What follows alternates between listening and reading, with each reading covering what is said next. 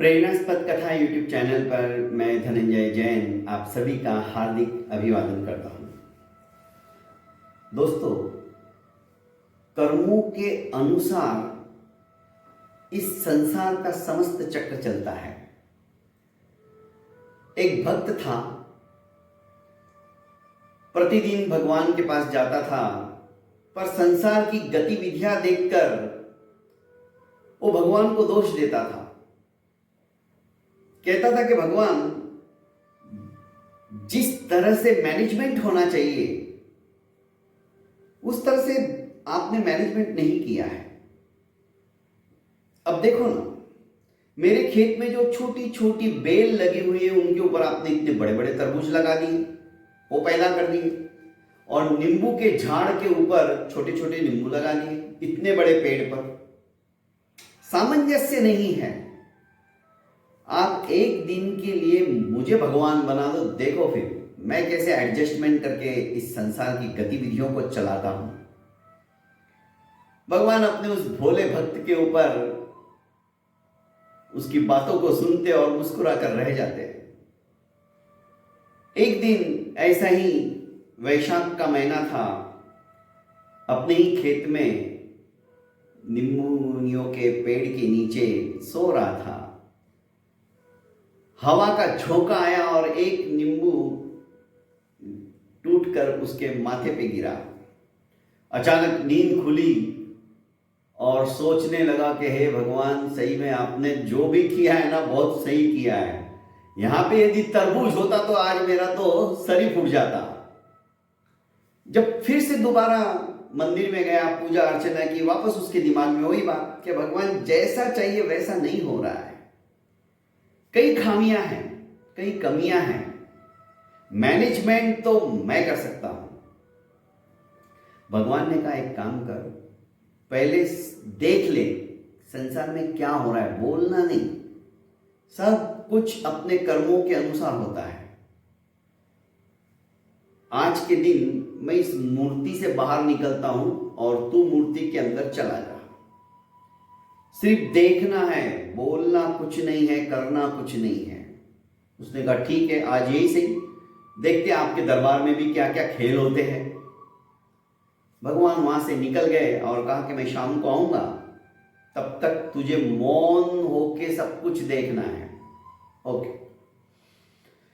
इतने में एक सेठ आया और भगवान को साक्षात दंडोत करते हुए, साष्टांग प्रणाम करते हुए कहने लगा कि भगवान, मेरी जो 5 करोड़ की डील होने वाली है, आज वो आप कंप्लीट कर दीजिए, मजा आ जाएगा।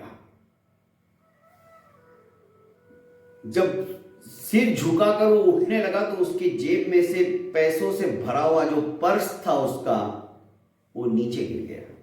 भगवान को हाथ जोड़कर सेठ चला गया।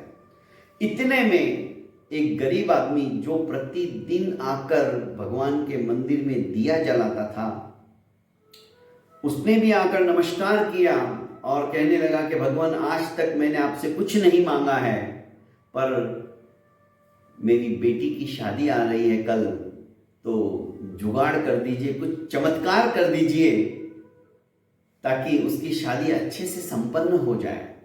इतना कह के जैसे ही उसने आंखें खोली, उसकी नजर उस बटुए के ऊपर पड़ी जिसमें कि हजारों रुपए थे। बड़ा खुश हुआ कि प्रभु, ये तो चमत्कार कर दिया। अभी आपके सामने नतमस्तक होकर मैंने कुछ मांगा और आपने तो तुरंत रिजल्ट दे दिया। कमाल हो गया। बड़ा खुश हुआ, चला गया। इसको बड़ा गुस्सा आया, उठा के लेके जा रहा है पर्स। इतने में एक व्यक्ति और आया और मंदिर में पूजा अर्चना कर कहने लगा कि भगवान, मैं 10 दिन के लिए समुद्री यात्रा पर जा रहा हूं। नाविक था वो, तो तूफान वगैरह मत आने देना, सुनामी मत आने देना, नहीं तो मेरी जो छोटी सी नैया है वो टूट जाएगी। मैं सही सलामत घर पे जाना चाहिए, ऐसी कुछ व्यवस्था कर दीजिए आप।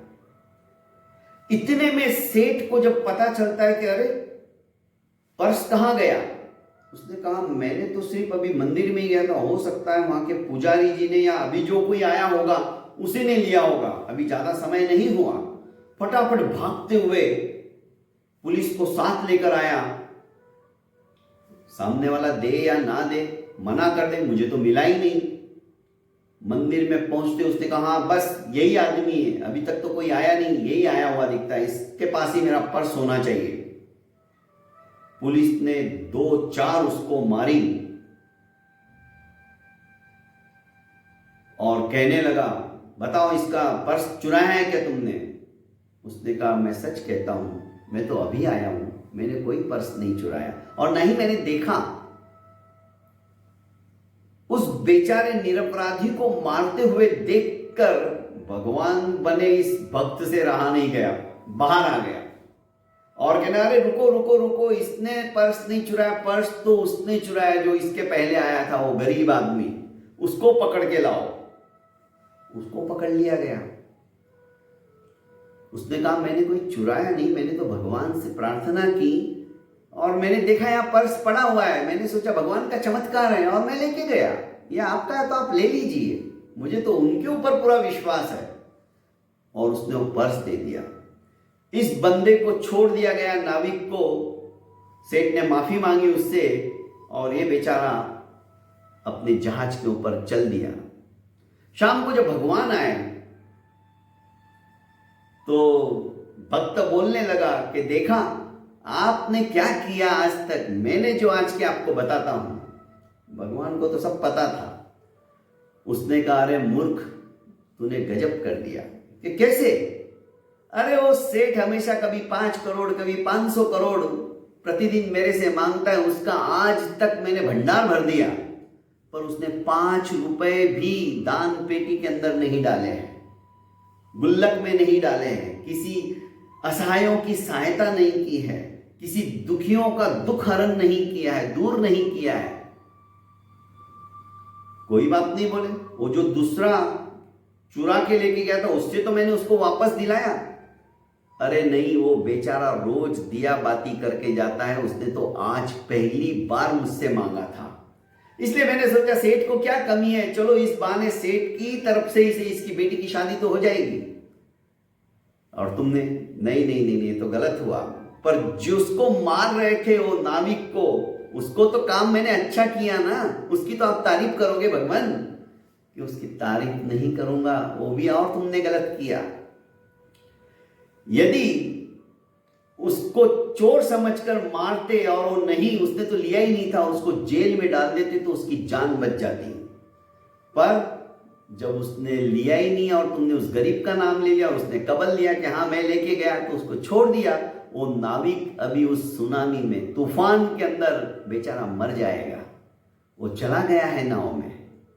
तो जो संसार का चक्र जैसे जैसे जिसके जिसके कर्म होते हैं उसके अनुसार ही उसको फल प्राप्त होता है। बीच में इंटरफियर करने की या मैं सब कुछ कर दूंगा, ये बातें रहने दो। भक्त हो तुम, भक्ति ही करते जाओ। मैनेजमेंट मैं कर सकता हूं अच्छा, तुमने कुछ भी अच्छा नहीं किया। कहने का अभिप्राय दोस्तों, कहानी मजाक की कहानी है, पर एक कहानी हमें एक नसीहत देती है। जैसे जैसे जिसके कर्म होते हैं तदरूप ही उसको कर्मों के अनुसार फल की प्राप्ति भी होती है। हमें हमेशा अच्छे कर्म करने चाहिए, उन अच्छे कर्मों की वजह से ही हमें अच्छी गति प्राप्त होती है। दोस्तों, मेरे इस प्रेरणास्पद कथा यूट्यूब चैनल को आप ज़्यादा से ज़्यादा लाइक कीजिए, सब्सक्राइब कीजिए और फॉरवर्ड कीजिए। प्रणाम।